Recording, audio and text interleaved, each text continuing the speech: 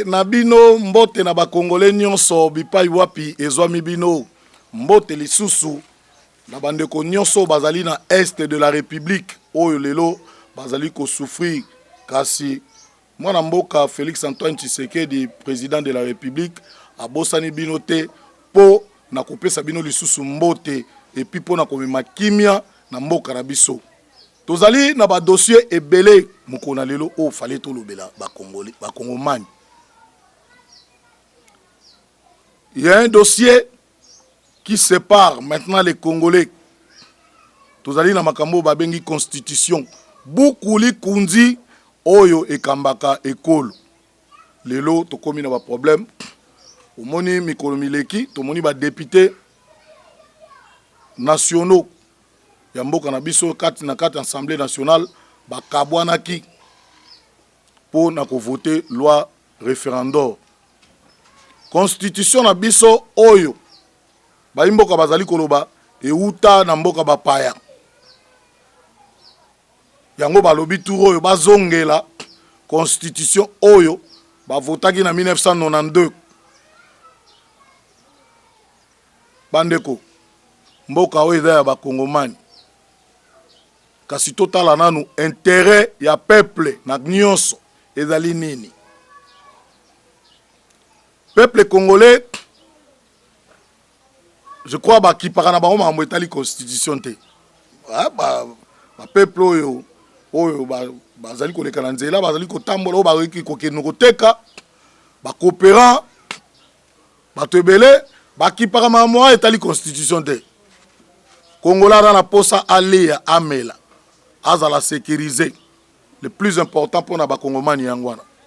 Kasi likambo etali constitution lokola ba lobi euta na mboka ba paya. Tozonga na to raisonner. Kabila 18 ans na pouvoir. Et l'oroni na salagité, to l'oroni na bosani. Bandeko. Et ça rappelle, hein, je crois, vous avez été là quand Kabila dirigeait ce pays.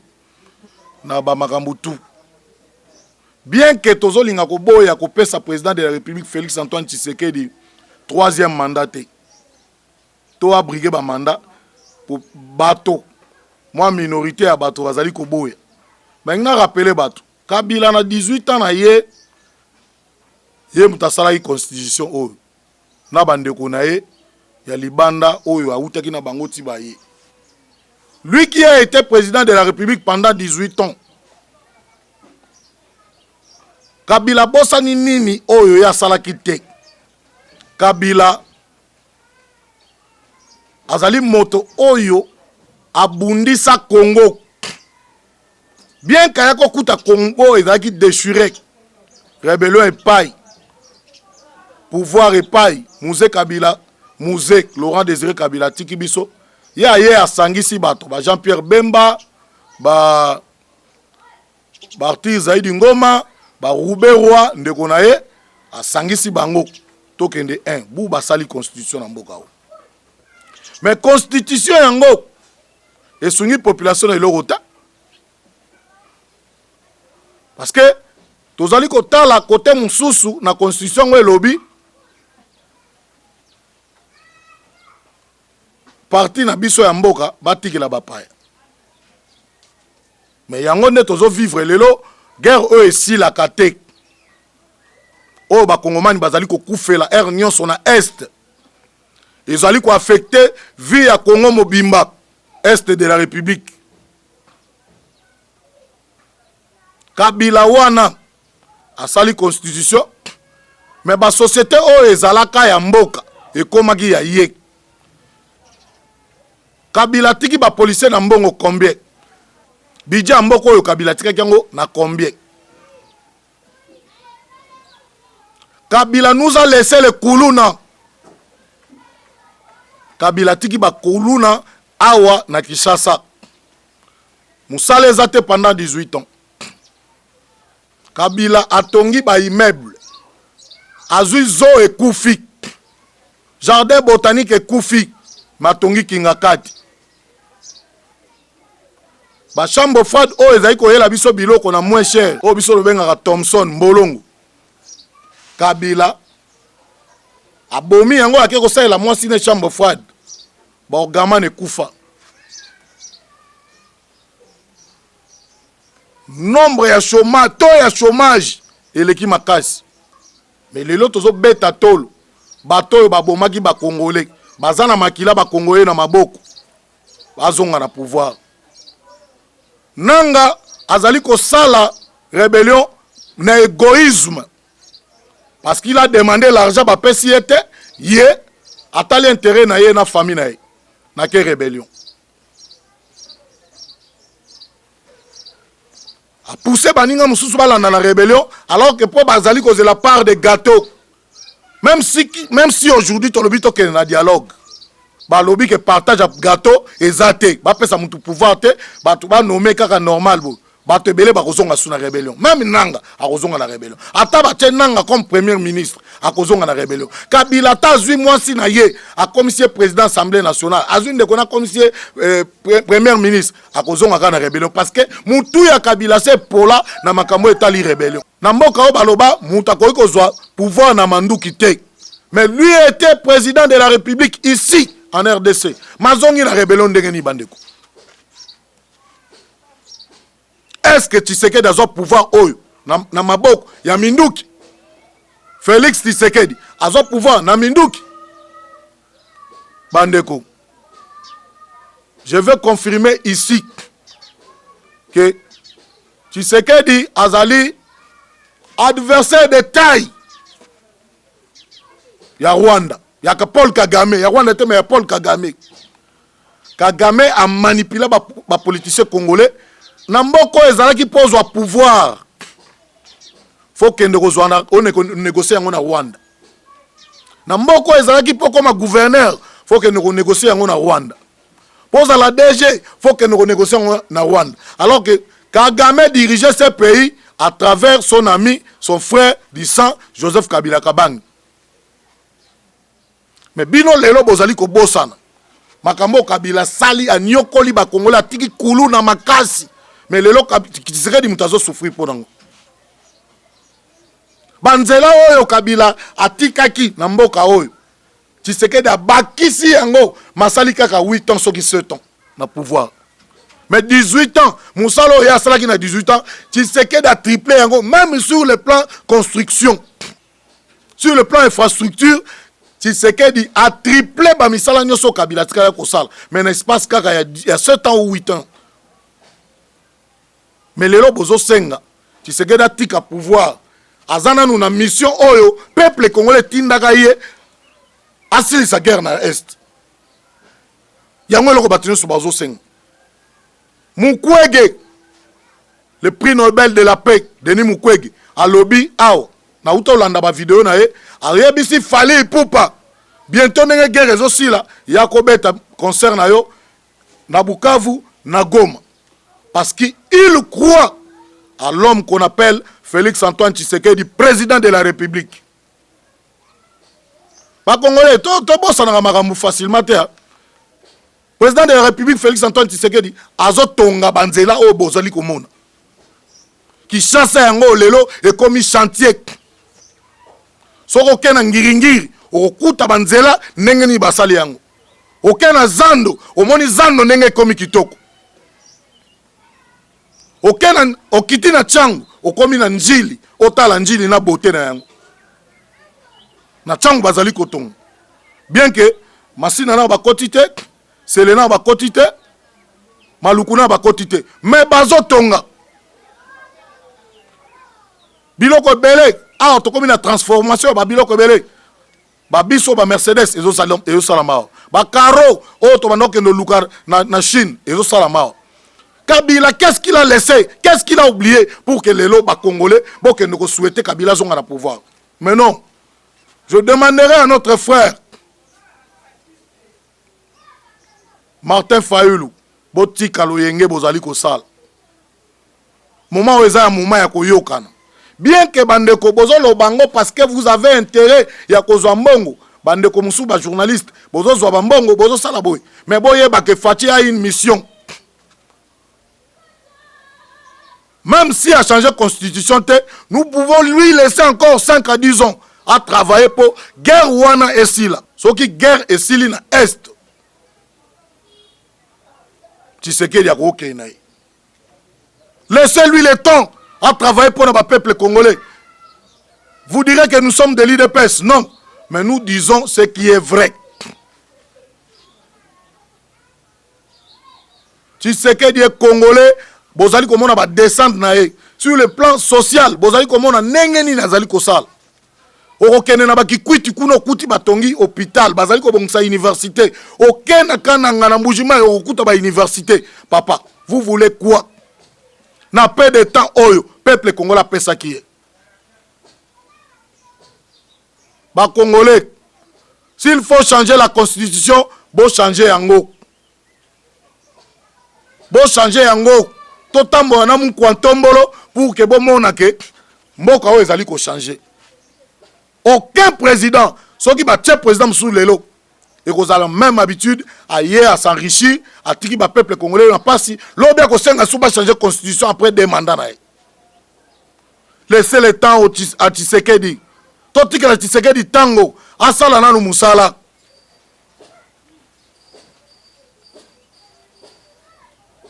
Le peuple a besoin, il y a changement. Changement où ezali à présidence tek. Changement ezali na population. Bodali comme on a binomoko. Bien que la réalité ezali belé, mais tu sais que dans un poste à servir mboka oy bandeko.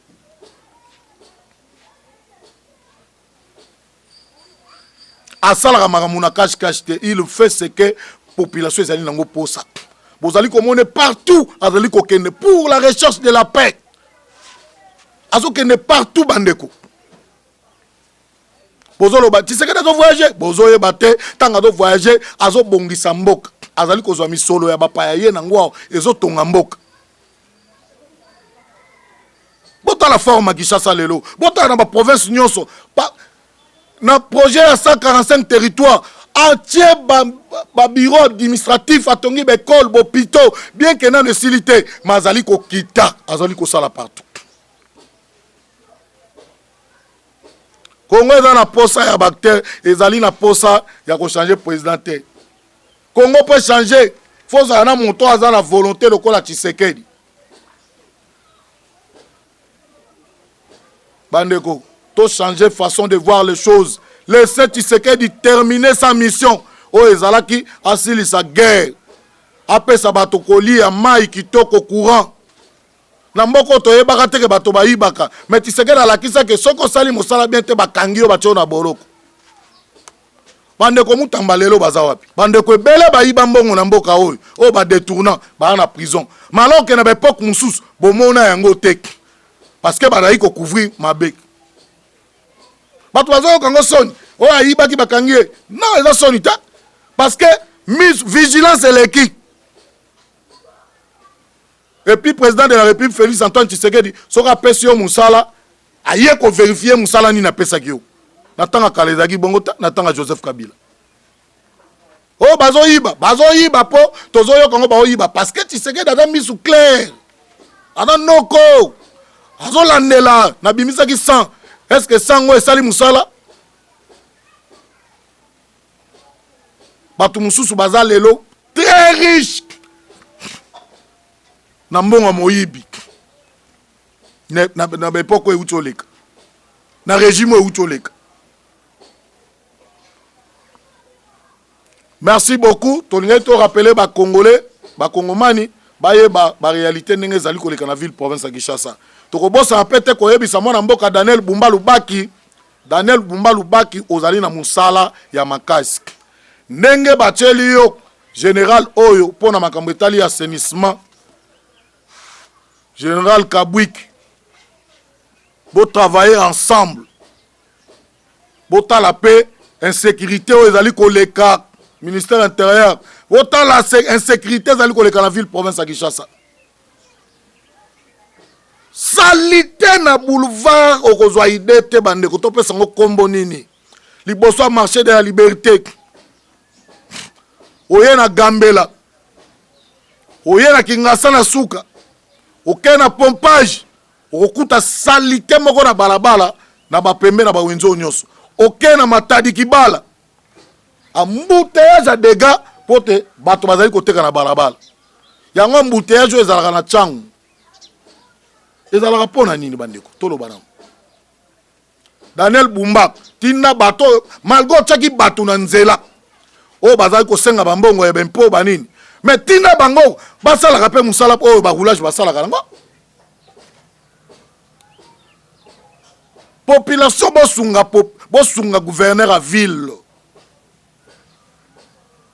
musala neza ya ye moko te soki balobi o tokende biso nyonso bandeko tant tozoloba makambo oyo ezosala pasi na motema bakongole bana posa bamona kimia bamona ke embouteillage vide bakamio ekufa ya kala bolongola yango bokeno tyango na fourrière toleki JK Magazine.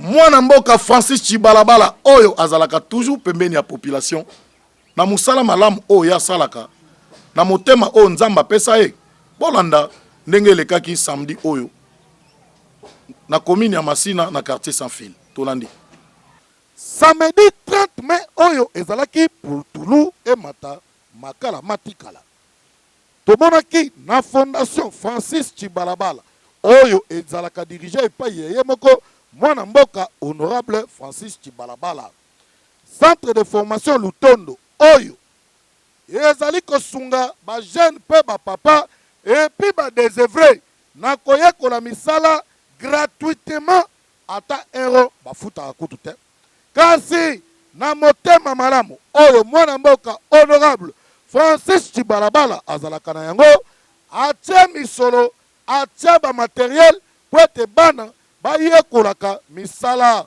mpo na venir na bango ya lobi badésœuvré mpe bazalaka wana bino moko bozali komona ndenge bafamille batondisami na esengo baye kotika bana na bango po ete bazwa babrevet ezalaki plus de 375 lauréats oyo base présentaki kutu ezalaki moke kasi na bapromotion eleki bana bazalaka ba 800 ba 1000 bolingo oyo honorable Francis Chibalabala azalaka nango na population ya Tchangu eleki mutuya vomie kolakisa mwana koloba mbisi kasi kopesa ye eloko mbongo to mosolo ya kotambola nango kosala nango bavanti na kwa kimbota kasi ye moko aluka misolo na ye po ete sunga ye na bomoi na ye mobimba mikolo mpe bana mike bazalaki wana tala bango bazali kozwa babrevet oyo esangisaki bafilière ebele lokola informatique coupe couture auto-école et puis transformation ya baproduit nyonso basavon to biloko nyonso ya mikei kasi na ntina na yango makambo oyo elekaki na esengo na impact na idéologie feti monene esalamaki na Masina sans fil epai wapi ezalaka siège ya mokonzi Francis Chibalabala oyo atikaka bana Tchangu te epi Masina po ye bino moko boyebi bavota ye na national pe na provincial bolingo oyo azali na misolo te ya kopesa bato kasi ya kopesa bango mayele po ete bazwa nde ezalaka malamu mpona ye na yango tozali kosenga na bato nyonso oyo nanu baleki te mpo na kozwa formation yango ezalaka gratuit ata cre ata bik yo kosomba te nyonso honorable Francis Chibalabala asalake bana Tchangu base retrouver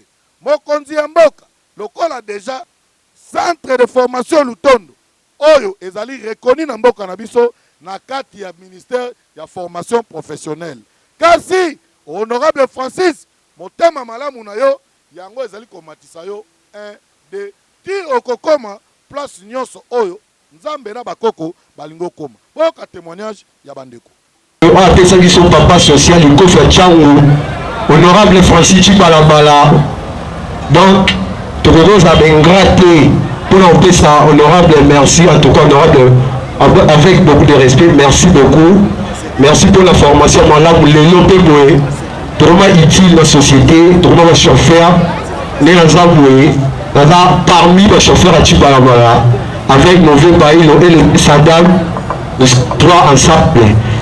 si merci l'honorable, merci à ma formateur, dans les grands maîtres Chai Mouya, merci à ma collaborateur, on est sur l'honorable, en tout cas, nous avons Baxero Bikolo, encore une fois de plus, merci. Et s'il était, il y a un honorable Francis, après ça qu'il est ici, et là qu'on dit, et Tindakaye, à ça la centre de formation, Tolandaï. Naturellement. Et deuxièmement, c'est l'engagement que j'avais pris vis-à-vis de mes électeurs. Une fois élu député, je vais aussi, ensemble avec eux, nous allons ensemble avec eux partager les peuples que je gagne. D'où justement la création de cette fondation qui, aujourd'hui, nous sommes à notre 8e promotion. La 9e la 9e va s'ouvrir les 15 juillet et on va continuer comme ça jusqu'à ce que le Christ va revenir. Nous le faisons par conviction, nous le faisons parce que nous avons nous-mêmes accepté de prendre cet engagement-là vis-à-vis de nos électeurs et je crois qu'on ne s'est pas dédié jusqu'ici. Et nos électeurs continuent de bénéficier de notre générosité par rapport à la gratuité de la formation. Et je profite aussi de votre micro pour inviter tous les jeunes de la Tchangou, toutes les mamans, les papas. Il n'y a pas un âge limite pour apprendre. Venez apprendre gratuitement la formation à la Fondation Chibalabala. Vous savez, nous sommes des ceux-là qui pensent qu'il faut apprendre à pêcher plutôt que donner généreusement quelque chose aux gens. Je pense que ce n'est pas une très bonne politique. Il faudrait autonomiser les jeunes, autonomiser les mamans. C'est à travers justement ces métiers que nous apprenons à nos compatriotes qui seront réellement autonomes dans leur vie. Et voilà, nous allons continuer comme ça, c'est un engagement que nous avons pris et nous ne voulons pas nous dédire par rapport à cela. Donc, Tozolo Baboé, les engagements locaux, la députée à Massina, député à Tchangou, Yarosal et la population, centre de formation gratuite pour que Bayekola Moussala. Bayekola Moussala, les alliés Kokomisa Bango autonome. Pas dépendara te babiloro ya bamoprezo kabela ngai sala boye eza politique ya mabe o biso toyaki kotelemela yango wana totiaki eloko wana mpona kolakisa bato métier bayekola bazala utile na société biso toza nga naza produit ya IDPS biso eza les peuples d'abord elingi koloba nyonso tokosala esengi tosala yango mpona population nde yango wana motivation et puis bon engagement au tozwaki donc nous sengi en même temps la population baya kokomisa formation ezali ya ofele banda ebandeli ntina suka même babrevet bomoni basengi bango ata lome ya moko te babrevet bazwi directement donc la fondation Chibalabala on ne demande pas l'argent pour na baengagement biso tozwaki baya je pense qu'ils ne seront pas déçus et qualité ya formation touti kolakisa bino moko ya baapprenant ya 3e promotion oyo aza moko ya bachauffeur na ngai elingi koloba ke soki formation ezalaki ya malonga te ndenge na ndima te apusa ngai ezali quand même vie na ngai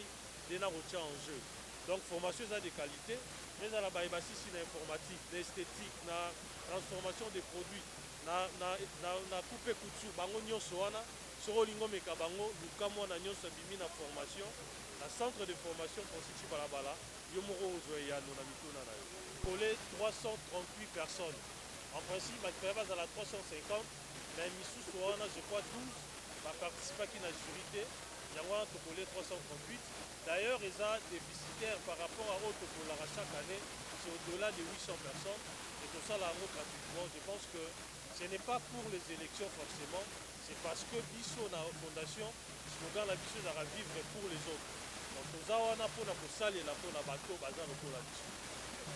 Merci mingi na honorable Francis Chibalabala na likanisi monene oyo ozali nango oyo otikaka bana Tchangu te olakisa bato kolia olakisa bato koloba mbisi kasi yo mpe kende liboso ndenge population ezali koloba na motema malamu na yo tika ezanga kombo toloba lisusu nini va de l'avant. Jika Magazine. Conseil communal ya Kimbateke oyo ezalaka dirigé epai ya mwana mboka Eric Moussi bazangaki maloba te na mokolo ya ouverture ya session extraordinaire na bango tolandi. Nous remercions d'abord Dieu. Le conseil communal de Kimbateke a fait son rentrée parlementaire aujourd'hui. initialement prévue le 15 mai. Et cette rentrée parlementaire va du 15 mai au 15 août, à laquelle nous avons essayé de brosser des grandes lignes. Quelles sont les grandes lignes? Ce sont les défis majeurs que notre commune est en train d'être confrontée. Premièrement, c'est l'insécurité qui continue à battre plein. Le phénomène Koulouna qui continue dans certains de nos quartiers et même les arrestations arbitraires. Et nous avons aussi dégagé comme défi majeur à relever pendant cette session la collaboration avec l'exécutif communal.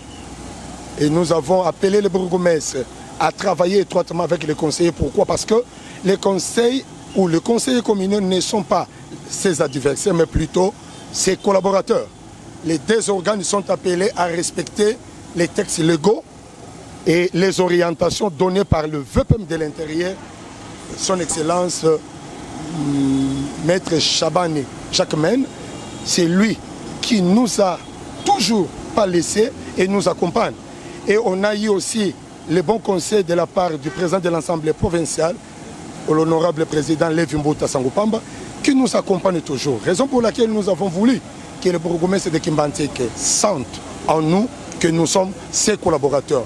Le conseil est venu pour travailler et nous amorçons notre contrôle rigoureux auprès de tous les services générateurs de notre commune. Parce que là, ça revient de nos attributions et durant cette période, dès demain déjà, les conseillers communaux se mettront au travail pour relancer encore le contrôle auprès de tous les services et à la fin, il y aura des orientations qui seront données, transmises auprès du bourgmestre. Voilà.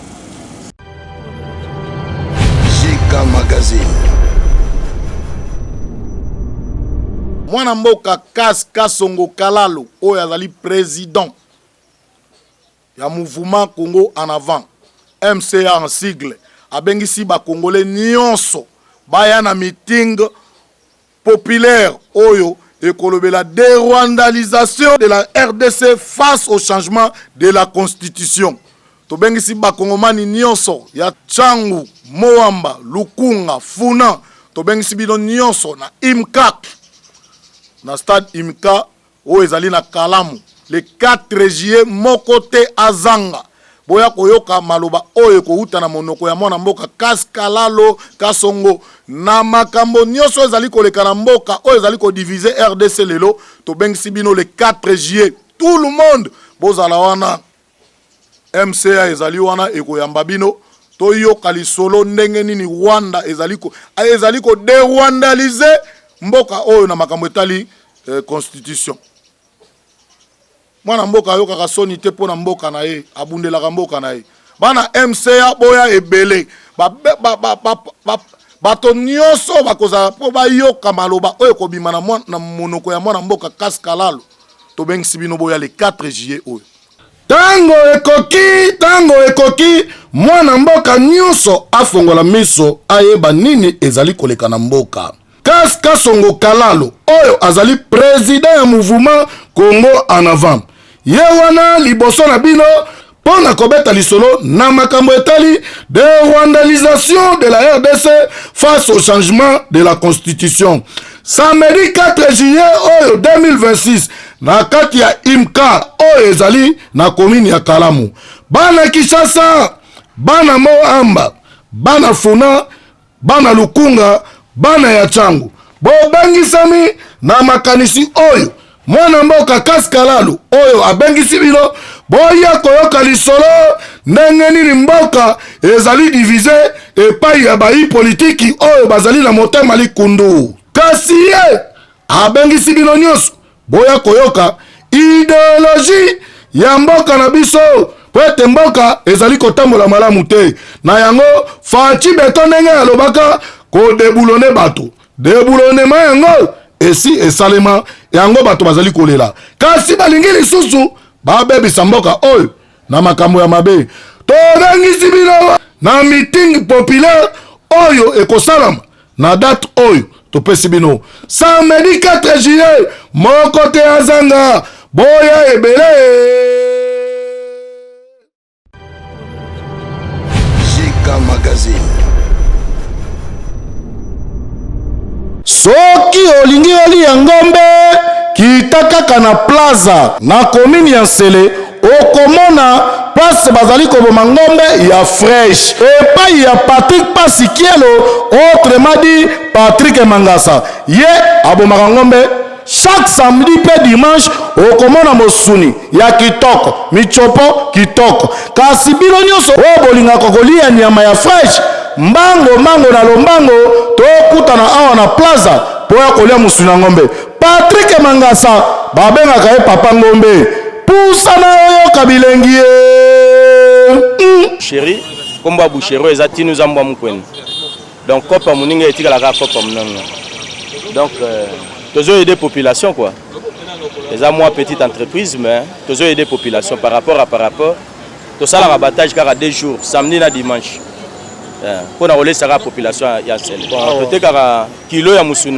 na valeur à 30 000 ou sangana mkuwa ou babeng entrecôte ou bien carbonate la valeur ya 29 000 ya biloko 4 ndeto teka na 28 000 francs pour na ozangomba mobimba na za dispo na bangombe zalaki na terrain RVA malheureusement place président sali déjà moi lo mo bozo sala pas place wana pona commune Nsele et bakisa pe un pas na vente na ngai awa na chaki bangombe moi liboso wana na place na kati ya mingi te place ne bangombe mibimbe sali ba ni bazwa ngai numéro de téléphone na ngai eza 082 52 48 371 numéro na ngai mususu ya Frisel eza 090 40 511 46 wana ndo zwinga ipo toza bato bujara pona kolukanya mango pe koma mwa passe par rapport so lingo zwanga vuma bien ba numéro ya wana na pesi mibale awa to ana commune Nsele précisément la plaza toza à 20 mètres na station ya plaza